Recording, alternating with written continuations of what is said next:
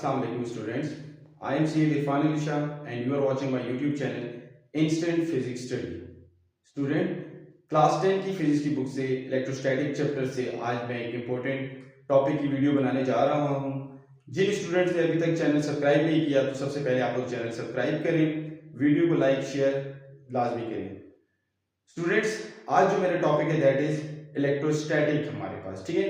सो सबसे पहले हम आ जाते हैं इलेक्ट्रिक पोटेंशियल पे कि what is electric potential. So students, याद रखें कि जब भी हमारे पास ग्रेविटेशनल पोटेंशियल की पहले बात करता हूं, अगर मेरे पास ये मार्कर है और ये मार्कर अबव जाता है तो इसमें पोटेंशियल एनर्जी स्टोर होती है। इस पोटेंशियल एनर्जी को मैं ग्रेविटेशनल पोटेंशियल एनर्जी बोलता हूं। लेट मेरे पास कोई भी स्प्रिंग है, अगर मैं उसको स्ट्रेच कर रहा हूं तो वहां पे भी हमारे पास क्या होती है, एनर्जी स्टोर होती है, लेकिन उस एनर्जी को मैं बोलता हूं elastic potential energy. So it mean that कि जब ग्रेविटेशनल फील्ड में काम होता है तो हम उसको ग्रेविटेशनल पोटेंशियल एनर्जी बोलते हैं। अगर हमारे पास इलास्टिक ऑब्जेक्ट में काम होता है तो हम उसको इलास्टिक पोटेंशियल एनर्जी बोलते हैं। सेम लाइक दैट, अगर हमारे पास इलेक्ट्रिक फील्ड में काम हो रहा होता है और वहां पे हमारे पास जो एनर्जी स्टोर होती है हम उसको क्या बोलते हैं, हमारा जो आज का टॉपिक है दैट इज इलेक्ट्रोस्टैटिक पोटेंशियल या इलेक्ट्रिक पोटेंशियल भी हम उसको बोल सकते हैं। सो स्टूडेंट, टॉपिक शुरू करने से पहले मैं दो चीजें बता देता हूं कि potential energy basically store energy हमारे पास होती है। यहां पे इलेक्ट्रिक पोटेंशियल है, it mean that electric field के इनसाइड जो वर्क डन होता है हम उसको बोलते हैं दैट इज हमारे पास इलेक्ट्रिक पोटेंशियल या इलेक्ट्रोस्टैटिक पोटेंशियल। सो पहले मैं इलेक्ट्रोस्टैटिक पोटेंशियल आपको यहां पे डिफाइन करता हूं। मैंने यहां पे लिखा हुआ है the electric potential at any point in the field, ठीक है, electric field in the electric potential energy of a unit positive charge place at that point. So student, जैसे मैंने भी आपको कहा कि ये मार्कर मेरे हाथ में है, अगर मैं इस मार्कर को अबव लेके जाना शुरू करता हूं सो इसमें ग्रेविटेशनल पोटेंशियल एनर्जी स्टोर होती है। सेम लाइक दैट, अगर मैं क्या करता हूं, दो हमारे पास इलेक्ट्रिक फील्ड के पॉइंट्स हैं, उसके इनसाइड अगर मैं एक चार्ज को मूव करता हूं तो वहां पे जो हमारे पास चार्ज जो एनर्जी स्टोर होती है हम उसको क्या बोलते हैं, दैट इज इलेक्ट्रोस्टैटिक पोटेंशियल या इलेक्ट्रिक पोटेंशियल एनर्जी हम उसको बोलते हैं। सो देखिए यहां पे मैंने क्या लिखा है इलेक्ट्रिक पोटेंशियल में, electric potential at point in electric field is equal to, basically वो किसकी इक्वल है, that is equal to amount of work done in bringing a positive charge from infinity to that point.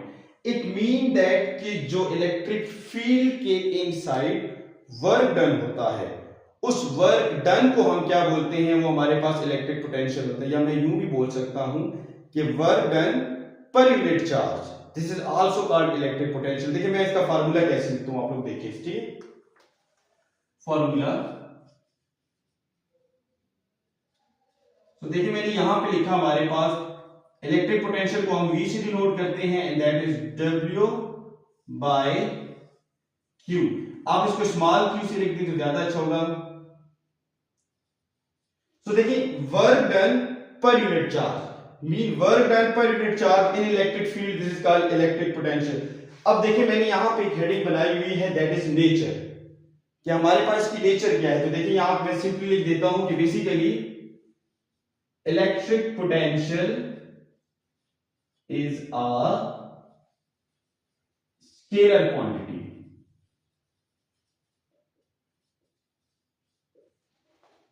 एक बात याद रखें, हमारे पास scalar vector quantities आप लोग पहले पिछली क्लास 9 में पढ़ चुके हैं। सो देखिए याद रखिए इसकी नेचर की एक हेडिंग जब हमारे पास आ जाएगी, so electric potential is scalar quantity, simple आप लिख दें। नाउ ऐसा यूनिट की मैंने यहां पे हेडिंग लिखी हुई है, तो देखिए मेरे पास ऐसा यूनिट क्या है, SI unit of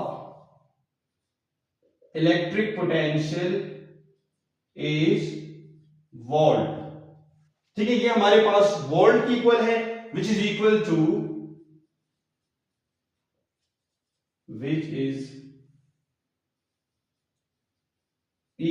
to joule per coulomb.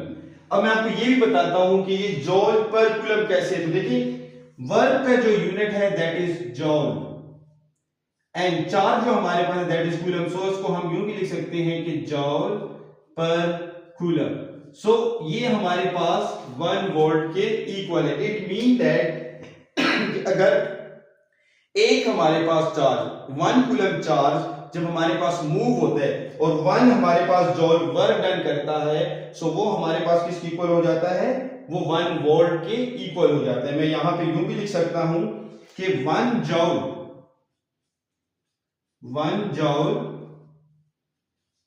of work done on 1 coulomb charge, so this is equal to 1 volt. So this is equal to 1 volt. So students यहां पे आप देख सकते हैं कि मैंने नेचर ऐसा यूनिट एक्सप्लेनेशन ये हेडिंग इसीलिए बनाई है कि अगर आप लोग ऐसे हेडिंग के साथ लिखेंगे तो आपको कंप्लीट मार्क्स मिलेंगे। अब मैं आ जाता हूं एक्सप्लेनेशन पे। एक्सप्लेनेशन से पहले यहां पे मैंने 2 फील्ड बनाई हुई है, एक हायर पोटेंशियल, एक लोअर पोटेंशियल। स्टूडेंट देखिए यहां पे मेरे पास 2 मार्कर्स हैं, एक मार्कर यहां पे है और एक मार्कर को मैं अबव लेके जाना शुरू करता हूं। तो ये याद रखिए जो अबव जा रहा है उसमें ग्रेविटेशनल पोटेंशियल एनर्जी ज्यादा है। देखिए सो मैं अगर इसको रिलीज करता हूं तो ये देखिए मेरे पास लोअर की तरफ खुद आता है।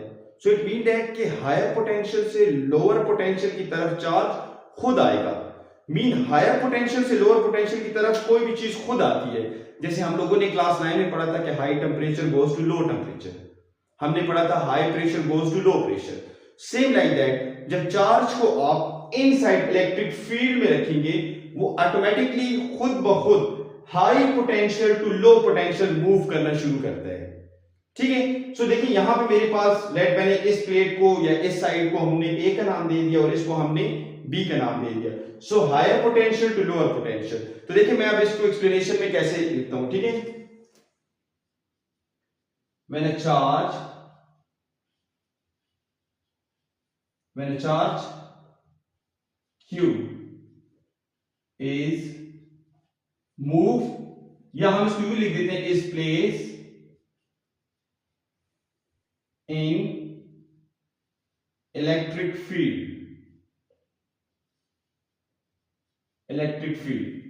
So it move from higher potential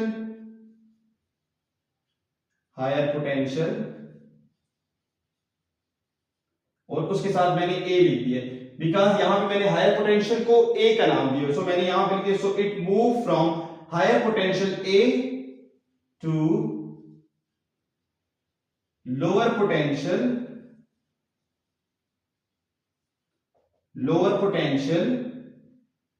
B। So मैंने उसको B का नाम दे दिया। इट मीन कि जब मैं इस चार्ज को यहां पे रखूंगा या प्लेस करूंगा ये ऑटोमेटिकली खुद ही मूव करेगा फ्रॉम प्लस टू माइनस। अच्छा यहां पे तो चार्ज मूव हो रहा है, मुझे आप लोग बताएं कि अगर मैं इस मार्कर को अगेंस्ट द फील्ड लेके जा रहा हूं, देखिए ना ये मेरे पास ग्रेविटेशनल जो पुल है वो तो डाउनवर्ड है, अगर आप डाउनवर्ड से ना अपवर्ड इसको लेके जाएंगे तो अगेंस्ट द फील्ड लेके जाएंगे तो डेफिनेटली आप लोग एनर्जी यूज करते हैं। जैसे मैं आपको आपकी मोबाइल की बैटरी की बारे में बताता हूं, जब आप लोग मोबाइल यूज कर रहे होते हैं उस वक्त ऑटोमेटिकली चार्ज क्या होता है from point higher to point lower जा रहा है और आप लोग मोबाइल यूज कर रहे हैं। जैसे ही आपकी मोबाइल की बैटरी खत्म होती है आप प्लग लगाते हैं, चार्ज उसको करते हैं, ठीक है, चार्जर के साथ।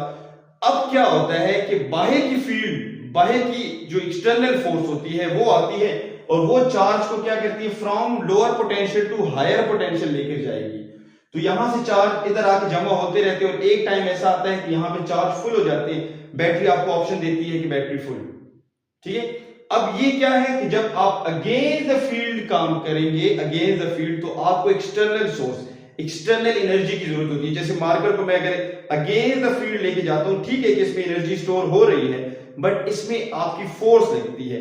सेम लाइक दैट यहां पे जो मेरे पास बैटरी है ना, यहां पे जो चार्ज हो रही है वो अगेंस्ट द फील्ड चार्ज होगा। मीन जब चार्ज पॉजिटिव टू नेगेटिव जा रहा है तो ये आप मोबाइल यूटिलाइज कर रहे हैं, लेकिन जब आप इसको चार्ज में लगाएंगे तो वही चार्ज क्या करेगा, एक्सटर्नल फोर्स जो आप लगाते हैं, चार्जर लगाते हैं, वो लोअर से हायर पे लेकर आना शुरू करता है। तो जब लोअर से हायर पे आना हमारे पास शुरू होता है तो वो हम क्या करते हैं, यूज करते हैं। ठीक है, लेट मैंने यहां पे पॉइंट ए और पॉइंट बी को नाम दिए, तो मैं कहता हूं यहां की जो वोल्टेज है उसको मैंने लेट वी ए का नाम दे दिया और इसको मैंने वी बी का नाम दे दिया।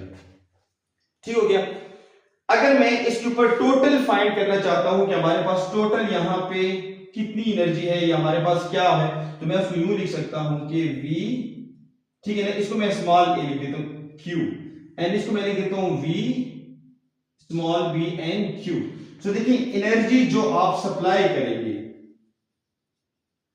जो एनर्जी आप सप्लाई करते हैं, मीन जो आपने एनर्जी वहां पे स्टोर करने के लिए चार्जेस को अगेन द फील्ड जब लेकर आते हैं स्टोर करने के लिए जो आप लोग दे रहे हैं, तो वो कितनी होगी। तो देखिए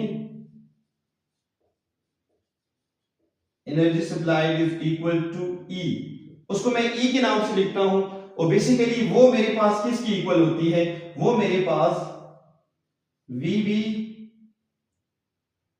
Q माइनस VAQ। मैं इसको अगेन यहां पे नीचे लिख देता हूं, यहां पे आपको समझ नहीं आएगी, या मैं चले मैंने इसको यूं कर दिया। अब दोनों में मेरे पास देखिए हमारे पास Q कॉमन है, तो मैंने Q को कॉमन कर लिया, यहां पे मेरे पास आता है VB minus VA। So this is the energy जो आप सप्लाई करते हैं बैटरी को चार्ज करने के लिए, मीन जो बैटरी आपके पास होती है और आप उसको चार्ज करना चाहते हैं, सो ये वाली एनर्जी आप सप्लाई करते हैं। उसमें पोटेंशियल हमारे पास देखिए B जो पोटेंशियल है उससे माइनस हमारे पास जो है, तो दूसरा पोटेंशियल A आप कर लेते हैं। सो इस तरह हमारे पास ये एनर्जी आ जाती है। स्टूडेंट्स, मैंने टॉपिक को बहुत सिंपल करके आप लोगों को बताया है कि आप लोगों को इजीली समझ आ जाए। मैंने टॉपिक में 1 2 3 4 5 हेडिंग बनाई है, एक सिंपल सा डायग्राम बनाया है। इसमें और भी आप लोग क्या कर सकते हैं, अपने लिए जो है तो हेडिंग बना सकते हैं, दैट इज यूजेस। अब मैंने एक और हेडिंग बना दी, दैट इज यूजेस। अब देखिए हमारे पास इसी बैटरी को हम डिफरेंट एरियाज में डिफरेंट जगहों पे यूज कर सकते हैं, सो यूजेस भी आप लिख सकते हैं। सो देखिए ये मेरे पास एक सिंपल सा, मैंने सिंपल लिखा है लेकिन मेरी जो है तो प्रेजेंटेशन आपको नजर आ रही है। सो ट्राई टू दिस कि इस टॉपिक को आपने सेम एज इट इज लिखना है, ठीक है। अगेन मैं एक समरी बता देता हूं कि इलेक्ट्रिक पोटेंशियल क्या होता है। जब वर्क डन होता है किसी भी चार्ज के ऊपर, work done per unit charge in electric field, this is called electric potential. अब हमने फाइंड क्या किया कि हमने उसकी नेचर लिखी कि इट्स अ स्केलर क्वांटिटी, फिर मैंने उसका ऐसा यूनिट लिखा दैट इज वोल्ट, ठीक है। अगर आप चाहें तो वोल्ट को भी अलग परमानेंट किसी मार्कर से, डिफरेंट मार्कर से आप लिख सकते हैं। Even जॉल per coulomb and scalar को भी आप अलग मार्कर से अंडरलाइन करके लिख सकते हैं, ठीक है। फिर मैंने एक्सप्लेनेशन भी लिखा कि when a charge Q is placed in electric field, इस इलेक्ट्रिक फील्ड में जब आप चार्ज को प्लेस करते हैं, so it move from higher potential A to lower potential B। ये खुद ब खुद मूव करेगा, तो वो तो हमारे पास जब आप मोबाइल यूज कर रहे होते हैं या बैटरी यूज कर रहे थे तब के लिए था।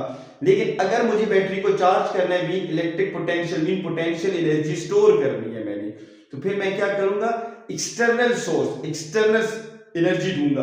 तो वो एक्सटर्नल एनर्जी हमारे पास क्या करेगी कि वापस क्या करेगी, लोअर से हायर पे चार्जेस को जमा करेगी। जब जमा हो जाएंगे, कंप्लीट हो जाएगा, तब आपको ऑप्शन आता है कि बैटरी फुल, और उसको आप इस तरह फाइंड आउट कर सकते हैं। सो स्टूडेंट, अगर आपने अभी भी चैनल सब्सक्राइब नहीं किया तो चैनल सब्सक्राइब करना ना भूलें, वीडियो को लाइक एंड शेयर लाजमी करें। Thank you so much.